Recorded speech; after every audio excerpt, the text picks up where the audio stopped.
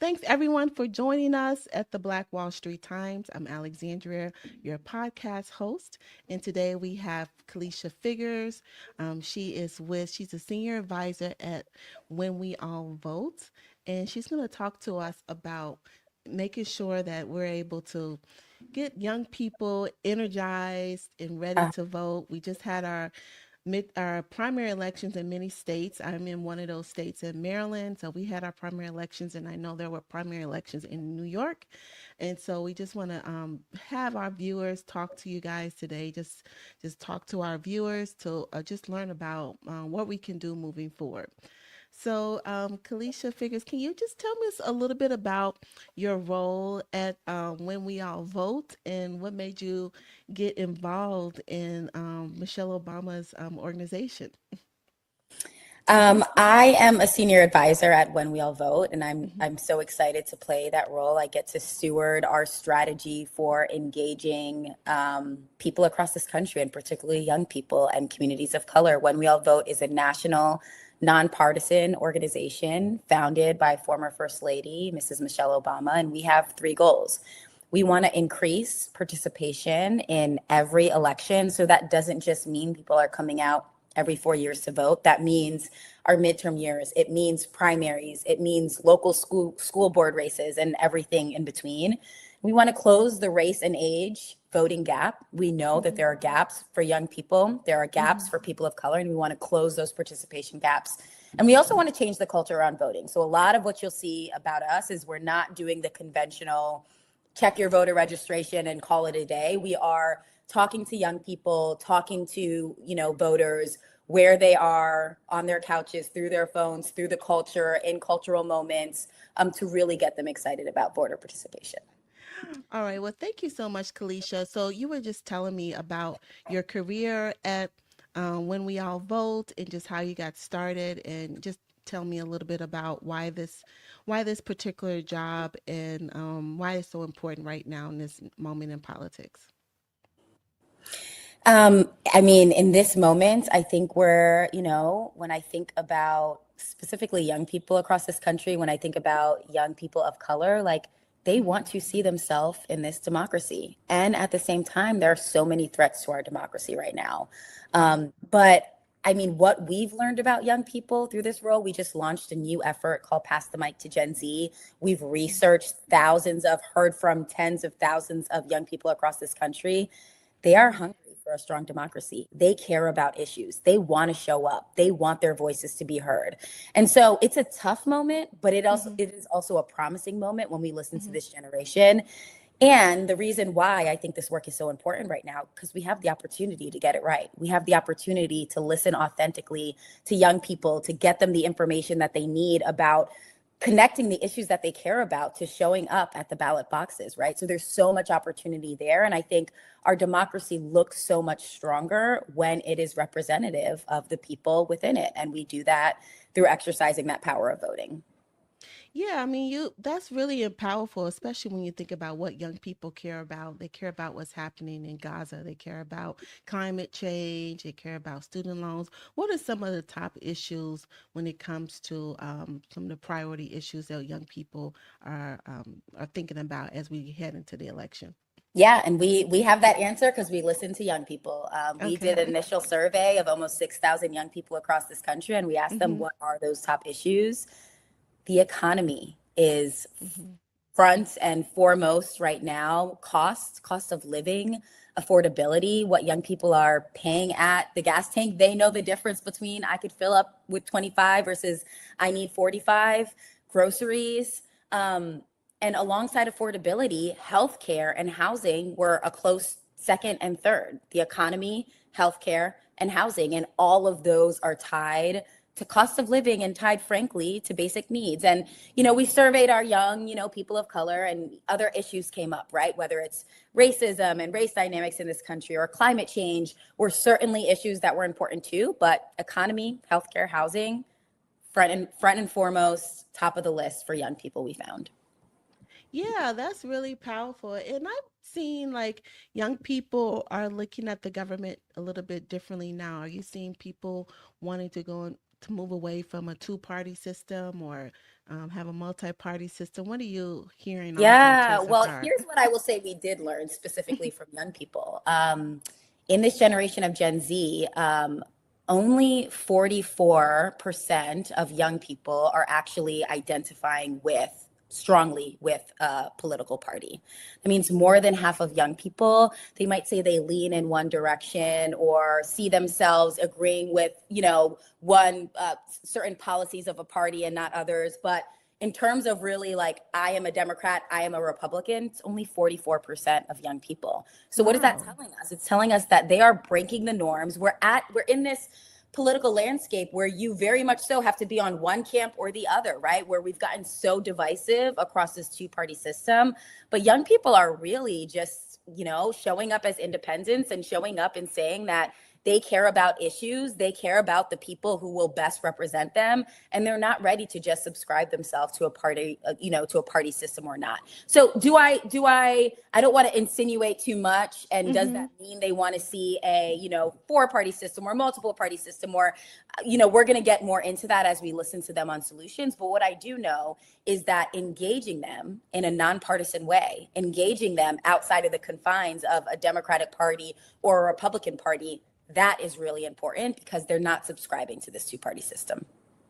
That's quite powerful, but especially now that we're going into the primary elections and some states have closed elections for primaries. So if you're independent, at least in Maryland, Totally. you can't vote in the primaries. So how are you training young or organizations to target young voters with civic engagement and how they can better understand how they can get involved beyond just voting? Yeah.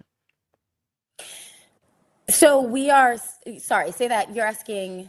Well, just how you're engaging with young voters beyond voting. I know that's voting Yes, is like your biggest, yes, that's your, totally. yeah. Voting is an issue, and it's something that we encourage, people, young people, Americans to do. But we're also engaging them just around talking about issues that they care about. We're engaging them around taking action within their communities, right? For example, Mm-hmm. this Pass the Mic to Gen Z, tour that we're doing across this country. We have stops in Houston. We just spent the weekend in Philadelphia and Seattle at FIFA World Cup games talking to young people. We'll be at the NBA Summer League later this summer. Our goal is not to go there and register young people to vote. Our goal is to go there and engage them in issues and have them talk about Mm-hmm. issues and have them talk about the direction that they want to see in this country and have them connect some of the dots between what they care about and action that they can take. So we want to make it Mm-hmm. clear that it's not just about making it to the ballot box. It's about how you're caring about issues and how you see those issues playing out, within your communities. No, that's important. And I'm seeing a lot of young politicians run for office, especially coming out of the South. There's two men that I quite admire, Justin Pearson and another Justin, forgot his last name, but Mm-hmm. they both have been leading the march. So just looking at all roads lead to the South, this political campaign. How is your organization supporting this political campaign or other civic organizations to help bring people power back to Congress? We are doing it through the work we do every single day, engaging Mhm. young people and engaging voters. Listen, this is personal to me. All Mhm. roads lead to the South. I was there. I was there with my four little ones Okay. for that multi-generational moment of protest. I Mhm. live and raise my kids in Mobile, Alabama. So, if people in the South think voting looks a little bit different this year after the Supreme Court's decision, it's because it does. And this is a really important moment to connect the fight of the generation before us, the fight for voting rights, to this moment when those things are at risk, right? When we might not have as much voice or, political power in Congress. And so the role of When We All Vote is to really ensure that people understand this moment. We do a ton around educating and providing information to voters. And in this case, it's not just about the issues that are on the ballot. They need to know across the South what this Supreme Court decision has done and what it means, right? What does Right. redistricting mean? It's so much more than just the lines on a map. It's really about whose voices are and are not heard. And we know the history of the South. We know civil rights was born in the South, right? Voting rights, right, really came to life in the South. And so for When We All Vote, it's all about educating folks across the South about this moment, educating them about the real changes that are happening, right? There are some states in Alabama, for example, we had an entire election canceled and a new primary put on the calendar. And voters need to know about that. They need to know when to show up next.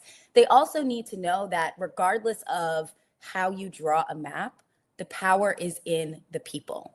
People are still there and have the opportunity to show up and vote. So it doesn't matter what their intentions were to do. Um, Mm-hmm.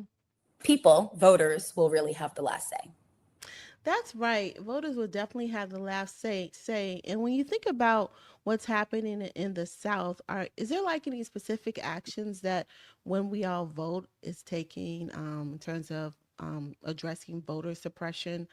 Do you have like a Southern strategy or We any? absolutely do. The moment that this Okay. redistricting happened across the South, we have priority states that we really make Mm-hmm. sure that we focus on voter registration, we focus on voter education, information sharing, getting out dates and deadlines. And it was our strategy that once we saw this decision come out, those southern states that were impacted were raised up to be a priority as we do that work. And so it seems really like bread and butter and simple, but like what we are going to do across the South is up our reach in reaching young people and reaching people, prospective voters, ensuring that they are registered to vote, ensuring that they're ready to vote, ensuring that they know what's on their ballots, that they know when they need to show up.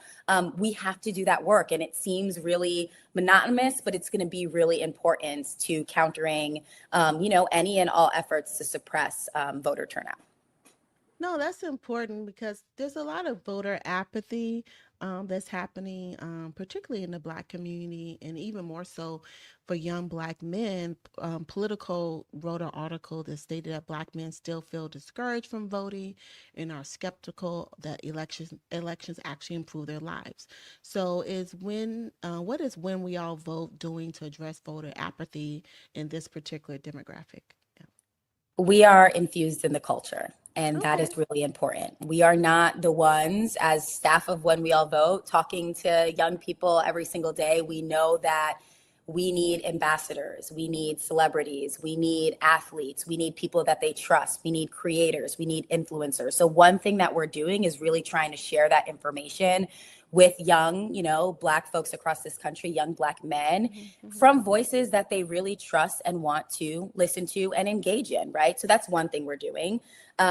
So it's the messaging piece. The second piece we're doing, again, is the listening, right? Pass the Mic to Gen Z is all about listening to young Black people, including young Black men across this country, in order to understand the issues that they really care about. And then I think we also have to do a little bit of breaking down how we talk about this. Um, exactly what you just said, right? Because what you said, there's some truth to that. But we Hmm. also have to understand that, there's some people who are like, young people just don't care, too much about our democracy, right? They're not going to show up. Black men are not going to show up. They're not sure. They don't believe the systems work for them, so they're not going to show up. And like, yes, there is real frustration, right? There's real disillusion. It's because they're calling out systems that really truly are not working for their communities, that they've seen have not worked for their communities time and time again. But our research also shows that they're willing to get out there. They are willing to vote. When they have a candidate that they're excited about, talking about the issues that they care about in an authentic way, they're willing to show up. We just need to better connect those dots for them. And so that's the work we're really trying to do through through our program, really trying to engage them through cultural moments. Okay, yes. No, that's really important to be able to engage with young people and get them excited about voting. And beyond that, like, now with the economy, just really is in a dire state. 600,000 Black women have lost their jobs. And then young Black women who have graduated from college, they're not as optimistic based on conversations I've had as well as articles I've read about their future. So, how does When We All Vote address these economic challenges at the policy level? Like beyond the voting, how do you encourage your your members, if you will, to address these issues, to go beyond voting and really push this at the policy level. Well, the role we play is connecting the policy to voting. That is the Mm-hmm. role that we could uniquely play. And I am Mm-hmm. not going to lie, like I am a Black woman, so I see Black women across this country. And there's Mm-hmm. a real struggle happening, right? It is Right, no right. longer the case that if I just like go and get that degree and graduate, I will be fine. There are Black women, and I know them because they're my little sisters and my little cousins who are graduating, right? And they can barely afford rent, right? They don't have a salary that's making ends meet, right? Their affordability is in real crisis. And so I think for us, it's about educating when we talk about rent prices or rent control, like that has to do with your city council and your mayor, right? When we talk about what resources are available if you're a young parent, right? That has to do with the local elected officials that you elect into office. So we do a lot of voter education to really make connections between what are the policies they care about, whether it is childcare, whether it is affordability, whether it is transportation, and what that actually means for what is on the ballot and how they're able to influence those decisions. Okay. And then speaking of voter education, are you going into the schools or how are you working with universities to make sure students are aware of like their not only their rights, their constitutional rights, but just how our government works and what the role of government is in terms of improving their own lives? Yeah. We absolutely work with schools and universities. I think more importantly, we work with student groups that are on, college campuses, university campuses. That's a really clear way to get directly, you like work directly with students who are engaging other students. Our Pass the Mic listening tour will be at a university down in Texas next Okay. month. Last month, we were at North Carolina A&T, engaging students across the campus, listening to their voices, engaging them in civic engagement and participation. So we absolutely see schools as partners in this work. But we also know that like college campuses and universities aren't the only place to engage young people, right? Some are Mm-hmm. joining directly into the workforce, some are in trades, right? And so that's why we have this both and approach of like, yes, to schools and college campuses, and also yes to figuring out what are the digital tools that we have, where are the other cultural moments we could show up to make sure that we're not leaving anyone behind and reaching, young people every single place that they are. Yeah, I mean that's really important, especially young people. I find my son, he'll tell me what's happening on TikTok news wise before I Mhm. find out about it. So definitely young people are paying attention. But how are you using social media? Because social media is also a place where there's a lot of misinformation and people are making over analysis, I would say, over analyzing issues without looking at the full picture and not explaining in a way that is always clear and concise. So just Yeah. kind of want to get your take on Hmm. how your organization is managing misinformation. Absolutely. It's something we all have to combat: misinformation, disinformation. AI is huge. You always have to ask yourself, like, what is real? What is fabricated? So I think one of the best ways we do this is Mm-hmm. through trusted messengers, right? For example, to reach our young voters and our young voters of color, we just launched a Gen Z ambassador program where we have, actresses like a Marseille Martin, or, folks like a Miles Robinson, a Gabby Thomas, influencers like an Alandria Carthen, who people know, right? People have watched the shows and seen these folks and their trusted voices. And so we work hand in hand with them to get Mm-hmm. young people the information that they need so that they're able to break down the elections that are coming up, what redistricting means, what issues around affordability mean for young people. I think if they see it coming from voices that they know and trust, they're able to cut through more than having to decide, right? Just based off of information that is not coming from trusted sources or trusted messengers. They're able to discern a little bit more and make smarter choices about the information that they're getting. Yeah, that's important, especially with these influencers. I think Yep. organizations like yourself have to, just hop on a Instagram live and talk to Yep. people because that's where the young people are. Kind of going back to Black communities, since that's what our focus is on Black issues with the Black Wall Street Times. How How do you see the legacy of the civil rights movement impacting how young people engage in civic participation today? Like we saw what's happening with the All Roads Lead to the South, and a Yeah. lot of young people on the stage, which was really powerful. So, how do you see that legacy on fighting for voting rights, kind of like impacting how young people engage in politics today? Yeah. Yeah, I mean, as somebody who lives in Alabama, we go down every year to Selma and we Mhm. recross that bridge to just remember our ancestors that came before us, leaders that came before us, and their fight for voting rights and civil Mhm. rights. That influence for most of my life has been there because we've literally seen those leaders still here leading their legacy, right? When you think Mhm. about a Congressman John Lewis, right? We've seen him not only walk across the bridge, but be a leader, right, in Mhm. Congress for, decades after that, right? Mhm. I think that, one thing that we have to recognize as we Mhm. engage Gen Z and Gen Alpha, Mhm. they haven't seen those leaders in their lifetime. There will be a generation removed, right? And so I think what is important is ensuring that we, through the work that we do, are carrying forward that legacy, doing things like ensuring that our young people know and can connect to our civil rights and voting rights story will always be important because we can't take it for granted, right? If they haven't seen these people or leaders, right, we can't take it for granted that they're making those connections, right, between our history around voting rights and what's happening today. So it's a lot around education. It's a lot around just carrying forward that legacy. And that's why what we learn in schools, what we learn, right, in history is enormously important because it really does show us, even in tough moments when we think about our democracy and what's happening with redistricting, and it feels like there's no path forward. There is, right? Generations before have found that path forward. They have found it in tougher times. They have organized, they have turned people out. So like we do have a recipe for what is possible, but we really have to remember the legacy of, what the people who came before us and the work that they, led in civil rights and voting rights.